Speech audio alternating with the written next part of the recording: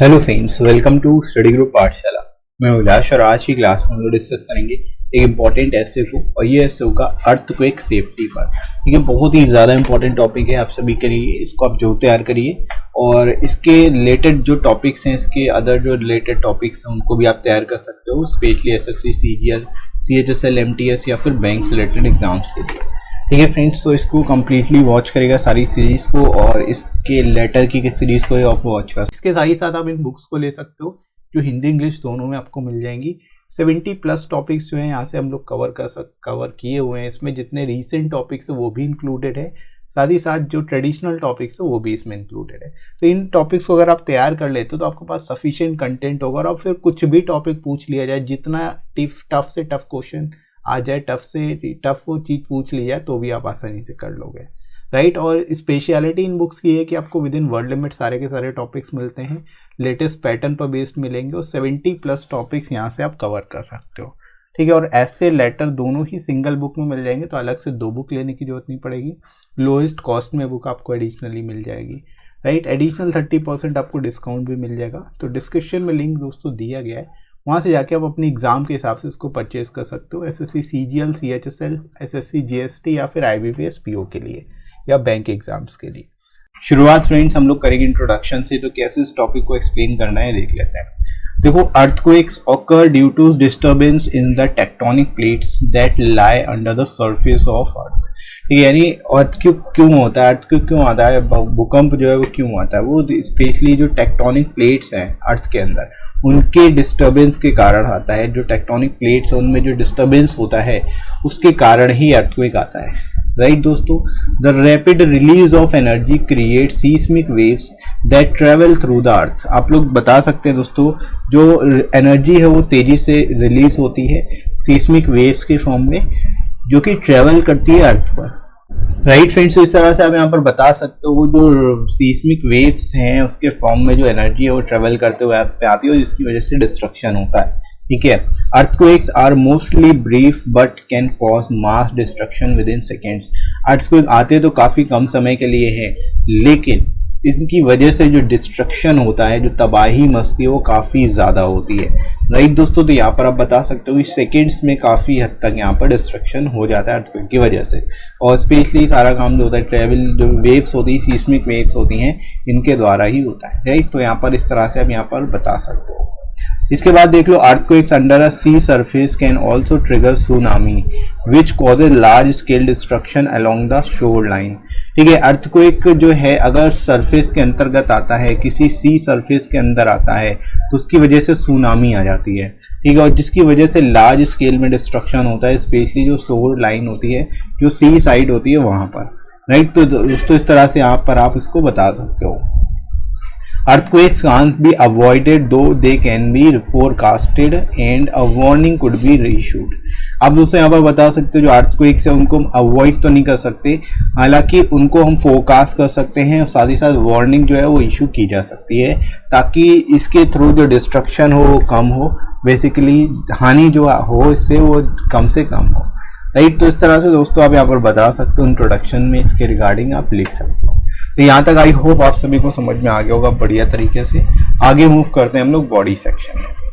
ठीक है, अब बॉडी सेक्शन में यहाँ पर दोस्तों आप बता सकते हो, earthquakes are caused mostly by natural reasons, however sometimes these can even be man made.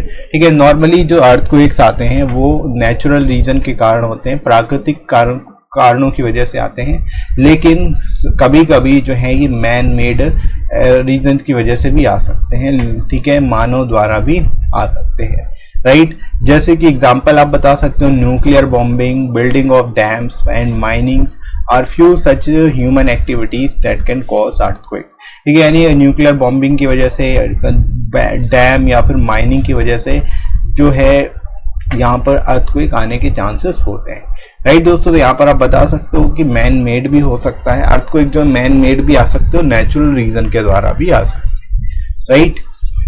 आगे मूव करते हैं friends. Volcanic eruptions are a common cause of earthquake, यानी अर्थक्वेक की वजह से वोल्केनिक इरप्शंस हो सकते हैं, ज्वालामुखी जो फटते हैं वो भी जो है अर्थक्वेक के कारण ही हो सकते हैं।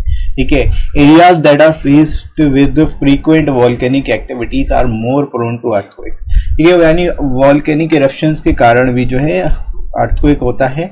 और यहाँ पर आप बता सकते हो जो एरिया जो है जहाँ पर फ्रिक्वेंट वॉल्केनिक एक्टिविटीज होती रहती हैं, जहाँ पर बार बार भूकंप आते रहते हैं, वहाँ पर ज़्यादा चांसेस होते हैं अर्थक्वेक आने के।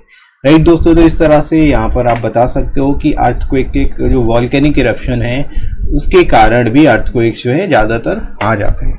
राइट, तो इस तरह से इसको आप एक्सप्लेन करोगे। आगे फ्रेंड्स बढ़ते हैं हम लोग बॉडी सेक्शन में।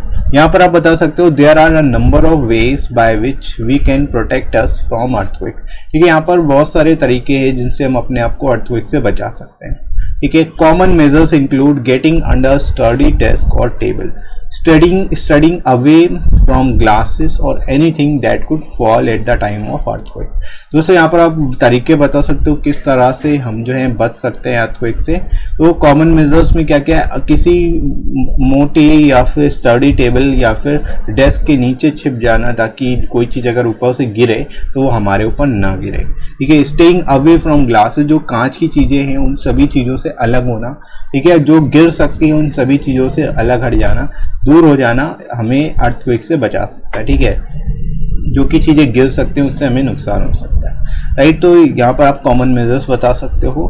और इसके अलावा देखो, इफ़ वी आर आउटडोर्स, अगर हम बाहर हैं then we should move to a open area away from building and street light and stay there until the shaking stops. ठीक है, अगर हम आउटडोर्स पे, अगर हम बाहर हैं तो उस केस में हमें क्या करना करेगा कि ओपन एरिया पे चले जाना होगा जहाँ पर बिल्डिंग्स वगैरह और स्ट्रीट लाइट्स ना हो। ठीक है, बिल्कुल ओपन प्लेस पे चले जाना चाहिए और वहीं पर रुकना चाहिए जब तक कि शेकिंग स्टॉप्स ना हो जाए या फिर अर्थक्वेक पूरी तरह से रुक ना जाए। राइट दोस्तों, तो इस तरह से यहाँ पर आप सजेशन दे सकते हो कि किस तरह से जो है बच सकते हैं अर्थक्वेक के द्वारा।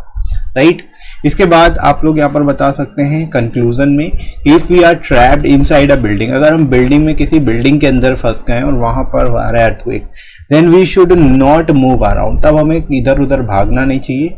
We should cover our mouth with a handkerchief और क्लॉथिंग। ठीक है, हमें अपने मुंह को जो है किसी हैंकरचीफ यानी रुमाल से या फिर किसी कपड़े से ढक लेना चाहिए। If we should shout only as a last resort, ठीक है, we should shout only as a last resort, यानी कि हमें केवल तभी चिल्लाना चाहिए जब कोई और रास्ता ना हो। As it can cause to inhale dangerous amounts of dust.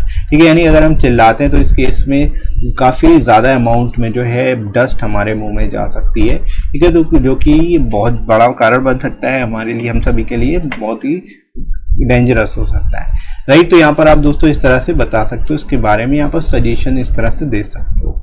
उसके बाद देखो, we should had warnings and instructions from official organisations and let our family and friends know that all is well. ठीक है, यानी कि हमें वार्निंग्स वगैरह सुननी चाहिए, ध्यान देनी चाहिए उन वार्निंग्स जो दी जा रही हैं या फिर इंस्ट्रक्शंस दिए जा रहे हैं ऑफिशियल ऑर्गेनाइजेशन से, और हमें अपनी फैमिली और फ्रेंड्स को भी बता देना चाहिए कि सब सही है और हमें कोई यहाँ पर बेसिकली हमारे साथ कोई घटना नहीं घटी थी। ठीक है, इस तरह से यहाँ पर इस तरह से लिख सकते हैं, आप इस टॉपिक को बढ़िया तरीके से एक्सप्लेन कर सकते हैं।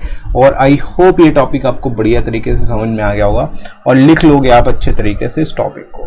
इसके साथ ही साथ आप अदर टॉपिक्स को भी तैयार कर सकते हो, जिनकी प्लेलिस्ट आपको मिल जाएगी प्लेलिस्ट सेक्शन में, वहाँ पे जाके सारे आप टॉपिक्स को तैयार कर सकते हैं।